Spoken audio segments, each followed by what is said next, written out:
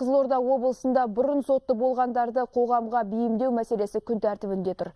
Әсіресе оларға бос жұмыс орындарын ұсыну, әлеуметтік құқықтық көмектер беру тұрғысында жұмыстар жасалуда. Алайда аймақта қайта жаза басып, қылмыс жасайтындар қатары азаймай отыр. Тақырыпты осы өңірдегі тілшіміз Рауан Мыңбаев толықтырады.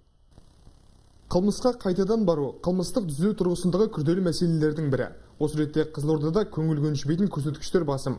Облыс орталығының өзінде жыл басынан бері жазасын өтеп келгендердің қатысуымен 59 қылмыс жасалды. Өткен жылмен салыстырғанда көрсеткіш 29,3%-ға көтерілген. Бұған жергілікті атқару органдарының жазасын өтеп келгендерді жұмысқа орналастыруға бейжай қарауы себеп. Ал учаскелік инспекторлар мен жедел өкілдер алдын алу жұмыстарын өз деңгейінде жүргізбейді. Қадағалау органы өкілдерінің бұл пікірмен жергілікті атқарушы мекемелер басшылығы келіспейді. Олардың айтуынша бұрын сотты болғандардың мәселесі оңынан шешілуде. Мәселен, биыл жазасын өтеп келген 232 азаматтың 80%-ы еңбекпен қамтылды дейді олар. Облыс көлемінде 232 адам босап келсе, соның бізде жұмыспен қамту органдарына 141 тіркелді.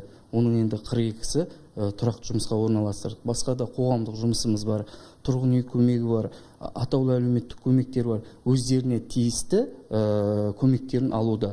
Бүгінде облыстағы бұрын сотты болған 1300 азамат полицейлердің бақылауында. Олардың тұрақты жұмысқа орналасып, қоғамға бейімделуіне кедергі келтіретін проблемалар да кездеседі.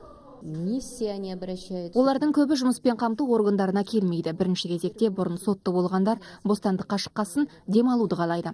Денсаулықтарын жақсартып, қоғамға бейімделуін күтеді. Ал біздің көмегімізге жүгінгендер жұмысқа орналасады. Келер жылы аймақта бұрын сотты болғандарда қоғамға бейімдеп, оларға құқықтық және психологиялық кеңестер ұсынатын әлеуметтік орталық ашылмақ. Соның көмегімен қайта қылмыс жасау оқиғалары азайып, жазасын өтеп келгендерді еңбекпен қамту көрсеткіші жақсарады деп күтілуде. Рауан Мыңбаев, Әлхайдар Тұрлыханов, Қызылорда.